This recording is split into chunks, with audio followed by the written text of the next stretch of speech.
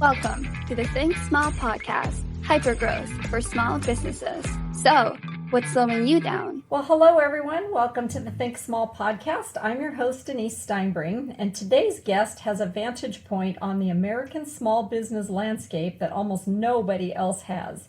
She does not run one company. She runs the organization that supports the organizations that support 1.2 million of them.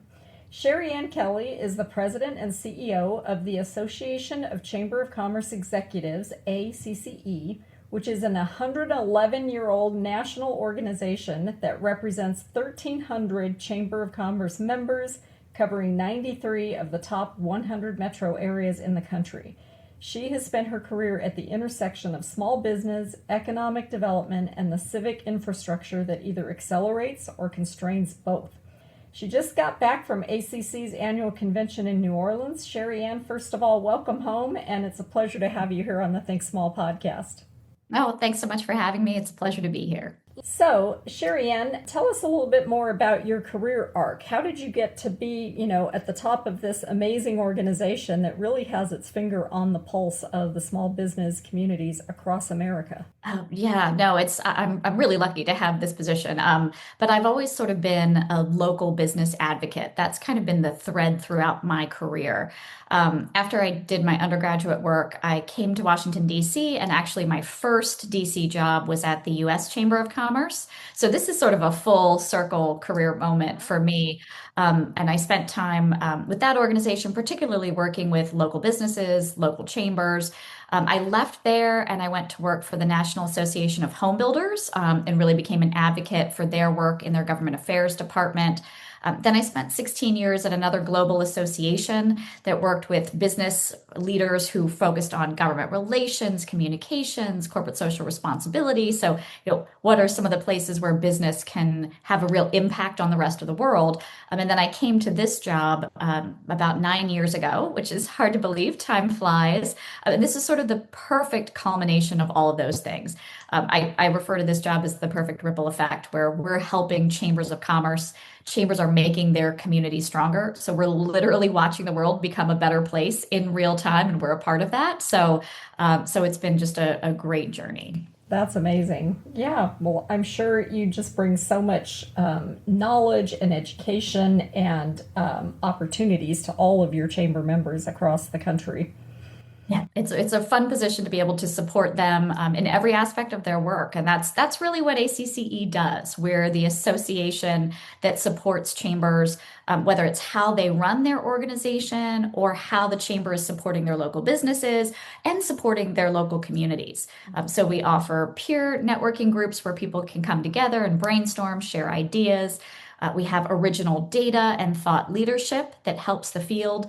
But we don't just look at chambers as sort of their own microcosm. We really think in the bigger picture about what are the small and local business needs that chambers are serving, and how can we create stronger economies that make sure that those local businesses are as successful as they can be. So it's a really holistic, big picture type of job function, but chambers are really that ecosystem, that driving engine that helps support all of the work across the board. Yeah, I've had the pleasure this summer of interviewing several chamber CEOs, and it's really interesting to just see the different dynamics of what they're dealing with, right? Some geographies are really focused on talent and recruitment of talent into the region.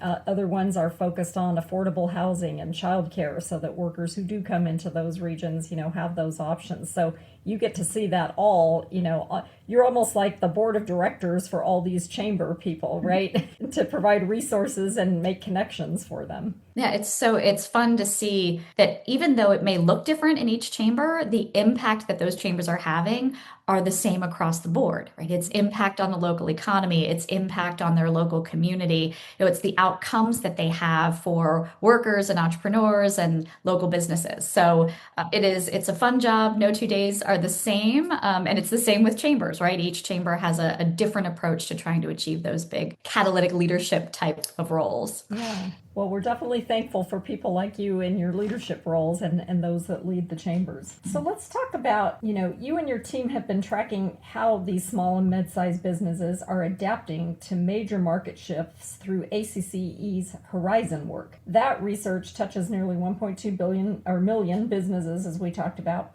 So when you step back and ask, what are the successful operators actually doing differently right now? What are 2 or 3 concrete things that separate the businesses that sit in those chambers that are thriving from ones that are kind of treading water? Yeah, and that's a big part of what we want to do. We want to figure out how do we make sure that businesses are not just surviving, but thriving in their environments. And so you mentioned Horizon, our Horizon 2035 initiative. This was a major research undertaking where we used foresight tools and looked out into the future to say, what do we think our environment is going to look like in another 10 years? And we came up with major influences that are shaping that environment. So this research isn't just for chambers of commerce, it's also for the businesses that are members of those chambers. So a few things that really stand out for businesses that are thriving, that are more successful, the ones that are more resilient. One is that there's sort of 3 things I'll mention, but the first is building for the future, that they're thinking about not just today, but what do we need to be thinking about down the road? So they're not just hyper focused on quarterly results. It's really about this idea of skating to where the puck is going. And what our research shows is that has a lot to do with adaptation. We really have to make sure we're adaptable, we're nimble, we're flexible, and that we're approaching things from a different angle than we used to. And there's some great data out there that kind of supports this and where we need to go. There's a great Salesforce study called The State of the Connected Customer. 65% of customers expect that companies are going to adapt to their changing needs and preferences, right? That we are going to shift how we offer our benefits and services to meet the needs of the consumer. So some of the things that we've seen really smart companies do are things like business model adaptations. A great example of this is subscription models. So the subscription economy, it has grown substantially. It went from about $650 billion to $1.5 trillion. Yeah, so we're seeing lots of sort of non-traditional businesses adopt a subscription model. This just allows for a more predictable revenue stream. It really supports customer loyalty because people come into the system and they stay with it. There are lots of great examples out there. There's a company called Paraphrase Tool. It's a small software company. They realized they were spending more money on Google ads than they were actually bringing in. And when they switched to the subscription model, they realized, okay, this is stabilizing our revenue. This allows for, again, more customer loyalty. So we have retention of those customers that remain, and it just allowed for more growth within their organization. Some other adaptabilities we're seeing in business models are mergers and acquisitions. Last year, 77.8% of all disclosed acquisitions included small businesses, and that's up from about 52% in 2023. So that's a big shift. So we're seeing a lot of groups consider, are there mergers, acquisitions, creative partnerships that we can engage in that might support our business? Might see lots of organizations taking this on. It's things like a local farm partnering with a local restaurant. So the restaurant is serving, farm to table type ingredients, but maybe, the farm is also hosting that chef to do a hands-on, culinary teaching experience. And that creates a partnership where you're elevating both organizations. So that's one place where I'm seeing smart businesses thrive, is that adaptability.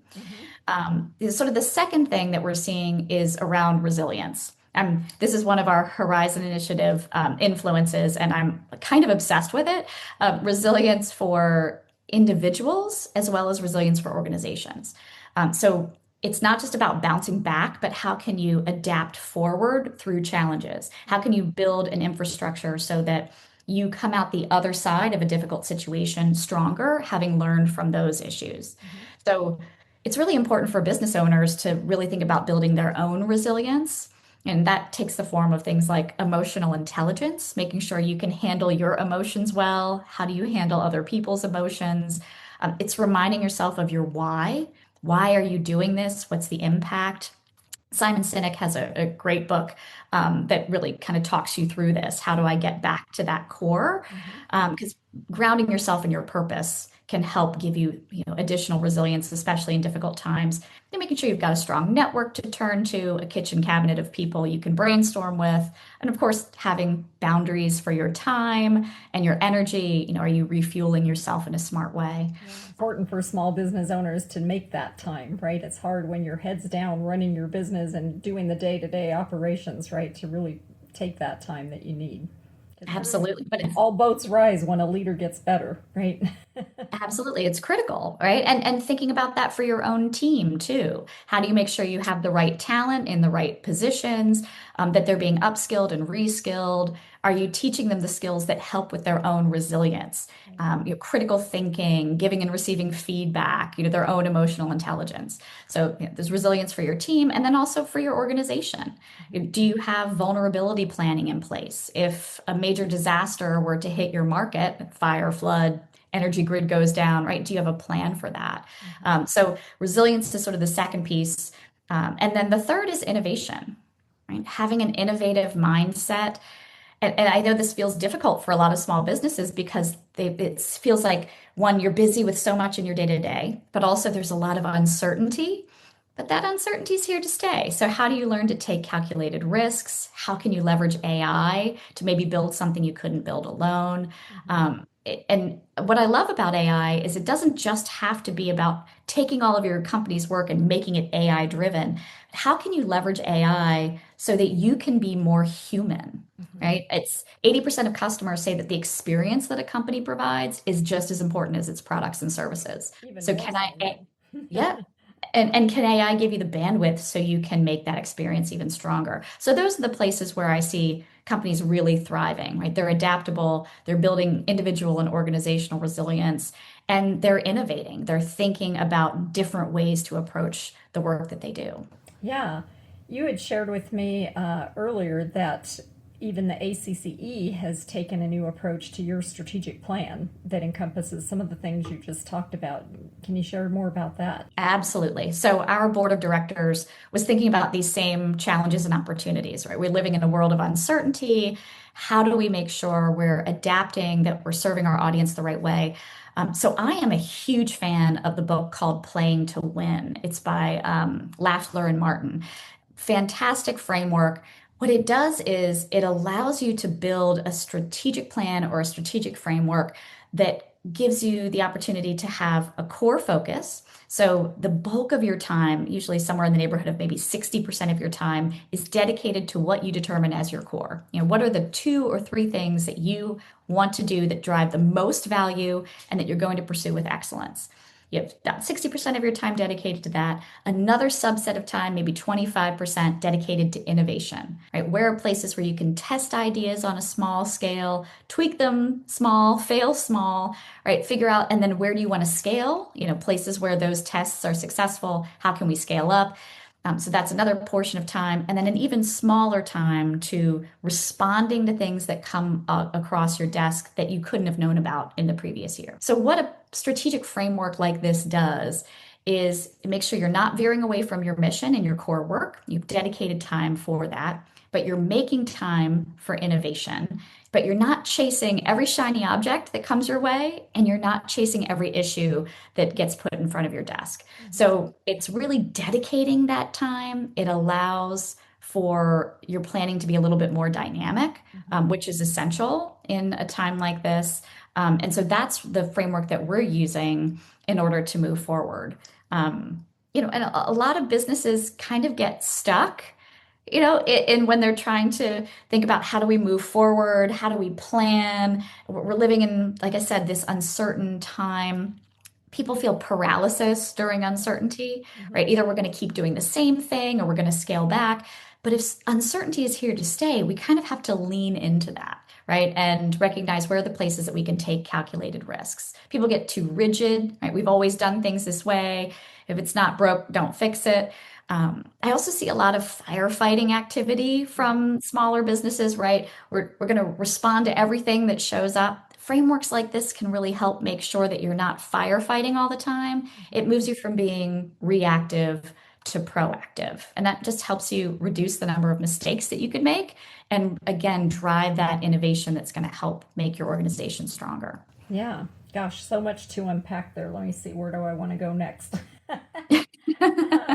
Let's talk about the uncertainty factor, right? Because for those businesses that are paralyzed right now, waiting for that uncertainty to clear, what does your data say about what that waiting actually costs them? Oh, absolutely. You, the fact that we know this uncertainty is here to stay, are you going to be in that frozen state for the next 2, 5, 10 years, right? You are missing out on the opportunity to grow your organization, to test ideas. In times of uncertainty is the perfect time to test things again on that small scale. Let's try a different way to market or communicate our message. Let's test a different audience as potential consumers for our products. Right? This is the time where you can see maybe this idea would work a little bit better. Test AI in a place where you haven't leveraged it yet. And that's where I think innovation, people feel like innovation has to be that you have a brainstorm of an idea, you come up with something no one's ever thought of before, and you're going to sell it for $3 billion, right? That's not innovation. Innovation starts in these really small places where you say, is there a better way to solve this problem? Is there an easier or more efficient way to tackle what we're doing? And you leveraging this time and space to do that, that's where you're going to find huge efficiencies you couldn't have seen previously, but also new ways to approach your business and to grow, right? So it's taking those little steps and making it more of a practice in your day to day to test innovations regularly. Yeah. And that's where I think chambers are so helpful, because if you're getting your news from mainstream media that talks about, oh, the economy's down and this and then inflation's up and everything, right? You do get that paralysis. But in fact, the chambers have a better finger on the pulse in terms of what markets are growing, because you can't just make a blanket statement that everybody's being impacted, because there are different markets that grow at different phases and at different times, right? And so your subscription model example was perfect, and that's been a model that's been around a long time for a software company. What could a business owner who's used to being very transactional, what would be the first move that they should think about, either from an experimentation standpoint in this time of uncertainty? What should they do next to really understand, is that a model that would work for my business? Sure. I mean, one, go and see what's out there. Are there cases of maybe not exactly your industry or your business, but something similar? For example, there are coffee shops that have now adopted the subscription model. So, it's not just the kind of traditional Netflix or gym membership types of subscriptions, but, is this something that might work?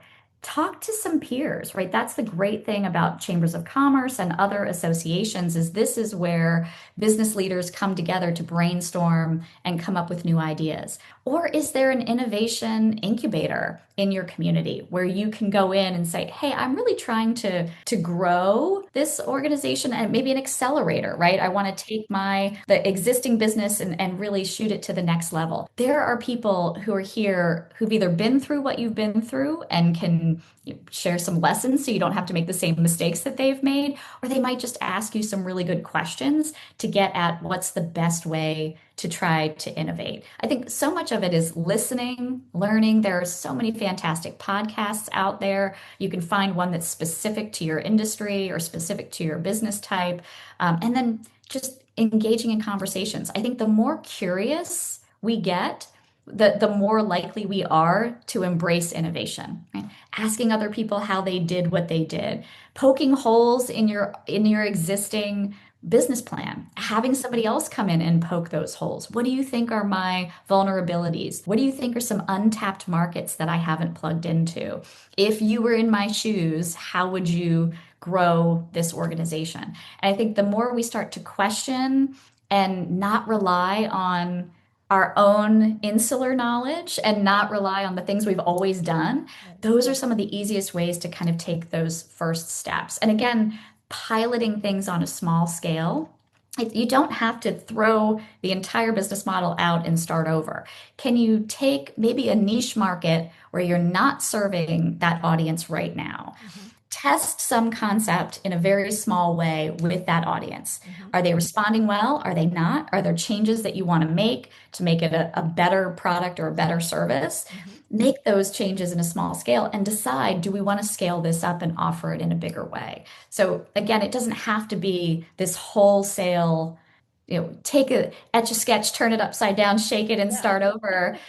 For the younger generations, you can look up online what an etch a sketch is, but we don't have to start from scratch. This is a great place to really try things in a small way and see what might work. Absolutely. And I love your thoughts about, sometimes maybe the market that you're currently serving has shifted, right? And have you studied those patterns well enough? You might be thinking, oh, marketing's not driving enough leads, or sales not converting enough of those marketing leads, right? But maybe your buyers have shifted, and maybe there's a different segment that you want to go after that could be more profitable for you, right? But that's some of the heavy lifting work that you have to be willing to kind of make time for and step aside and say, how do I serve either new customers with the same product, or go after new customers with a new product, right? Or increase the share of wallet for customers that I'm currently spending, and that time of uncertainty is a great time to be looking at all of that to say, are my commercial engines running properly? Have my buyers shifted? What do I need to think about differently in order to continue up my growth acceleration curve? Absolutely. I mean, there's no shortage of data out there that you can use, to see, again, like you said, demographics. Is my market shifting? Is my core audience getting older or younger, right? Are there other changes that are happening? Is my industry expanding or shrinking? Also, how are you communicating with your audience? Influencer marketing is a huge untapped opportunity for particularly small and mid-sized companies.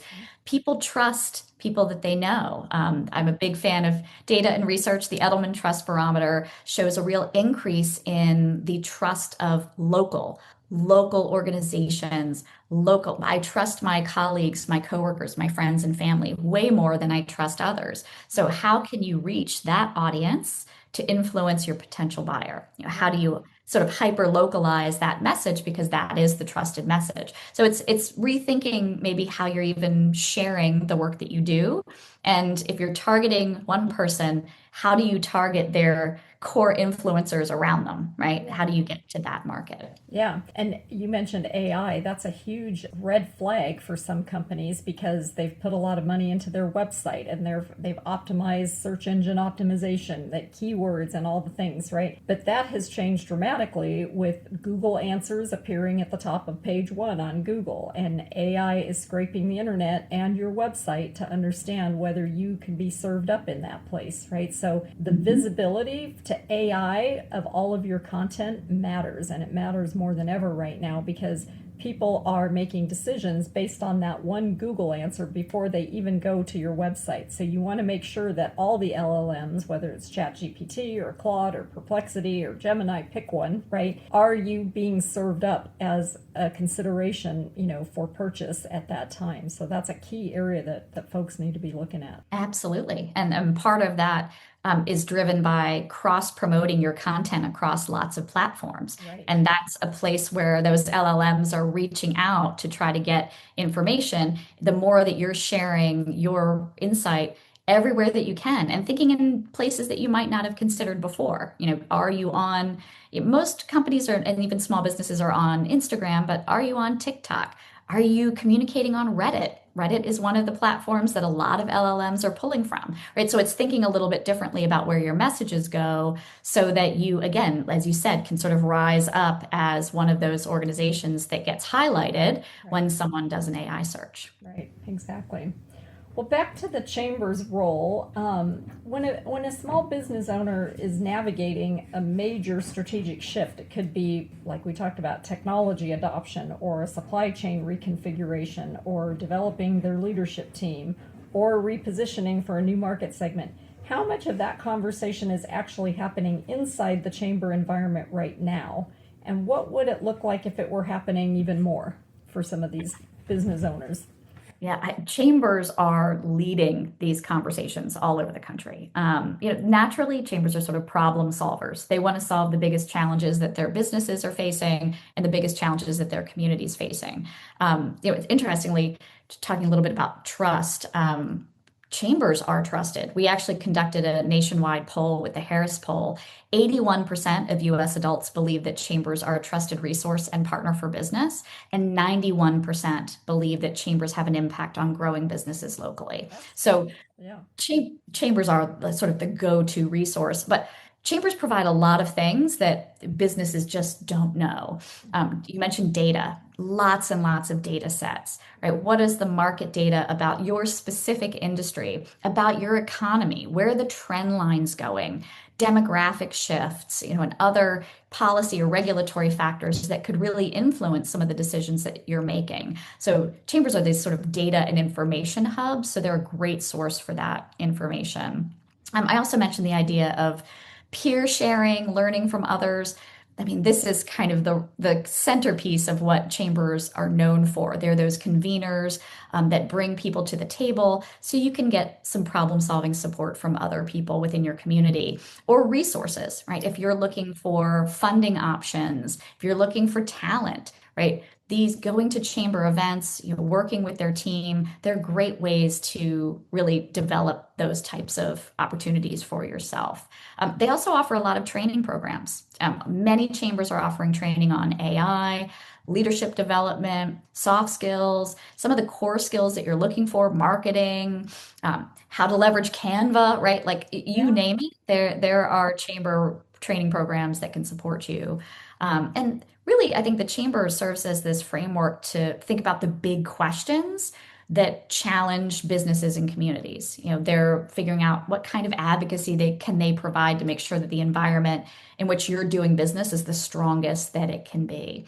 I think so many businesses focus on your own data, right? What do my web clicks say? What is my database telling me? But if you have a broader picture of the data that's available to you, you're going to make smarter decisions for the long term. You can reveal, kind of some of those headwinds or challenges that might be coming along the way, whether it's new competitors coming into your market or supply chain shifts, regulatory disruptions. We talked about demographics.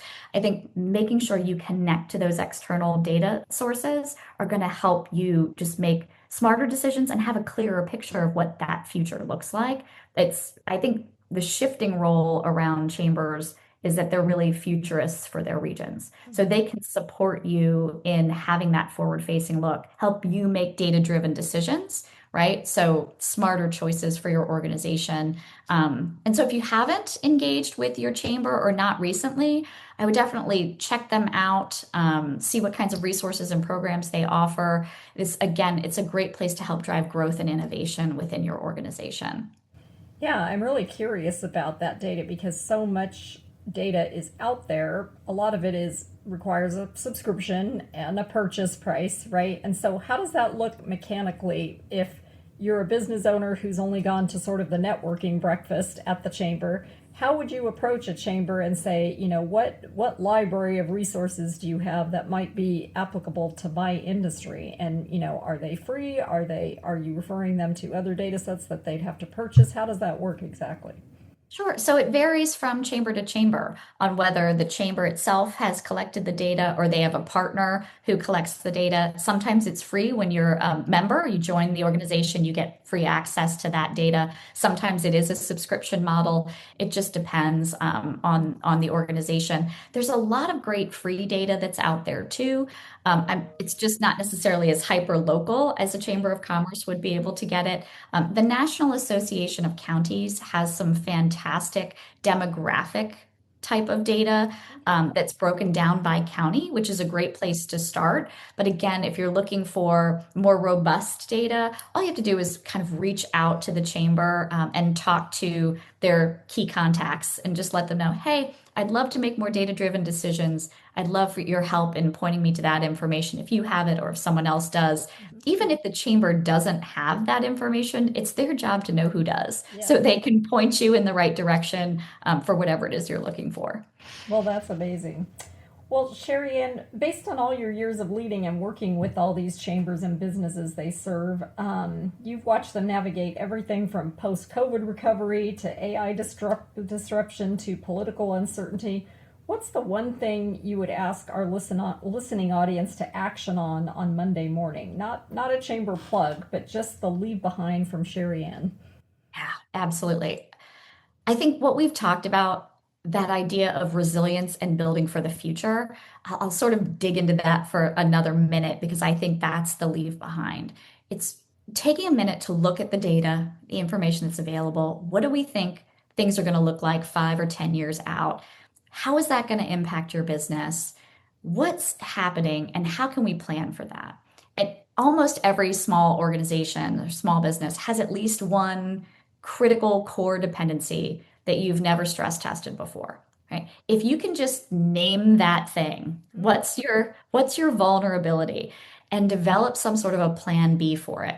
That might mean I need a backup vendor for, this resource, or I need a second lead source, or I want to develop a staff succession plan, or let's build a pathway so that we have a more diversified customer base that isn't as niche as it is right now. It's very small actions that you can take now that will absolutely compound into more progress over time, more durability and resilience for your organization. So being future forward, it's a habit that sort of needs to be practiced. So if you can pick one dependency to fix or one factor to consider for the future, and then make that a regular practice. This could be as simple as 90 minutes every other Friday, right? And it's really dedicating the time to do that. It's going to lead you from being reactive to proactive. That you don't want to be reacting to things that get thrown at you on a day-to-day basis. You want to be able to see those a little bit in advance, be prepared for them. And if you're building for the future based on data, you're going to be ahead of the curve when the future arrives. And that means your organization is going to be ready for what's coming. And you're going to be meeting your customers' demands before they even realize they need it. That's the kind of thing that builds loyalty that you can't get anywhere else because you've anticipated what their needs are going to be and you're already ready to deliver them. So it's all about lifting our heads up and looking towards the future and making sure we're building a strategy around that. I think that making that part of your daily practice or your regular practice, I think that's the takeaway I would leave. Yeah, thank you for that. I love that. And if anyone in the listening audience wants to find you or learn more about ACCE or read the Horizon research, where should they go? Oh, absolutely. So we have lots of information on our website. It's acce.org. Our Horizon report is on there. It's actually the web address /Horizon. We're also on social media on every single platform you can imagine. We're at ACCE HQ for headquarters. And you can find us everywhere. And you can find my contact information there as well. And if you're looking for me online, I'm on LinkedIn. It's /in/Shere Anne. So yeah, I would love to connect with anyone who'd like to hear more. Well, that's great. Thank you so much for sharing all of that wisdom with such a unique vantage point. You've just given us so many different things to talk about, and I'm sure it's going to be very valuable to all of our listeners. And to our Think Small listeners, if today's conversation changed how you think about what your chamber is actually for, or gave you a clearer picture of what the businesses that are winning right now have in common, please share this with a founder who needs to hear it. Shere Anne, it's been such a pleasure having you here. Thank you so much for your time. I'm so grateful to have been on the show. Thank you so much. Welcome to the Think Small podcast, hypergrowth for small businesses. So, what's slowing you down?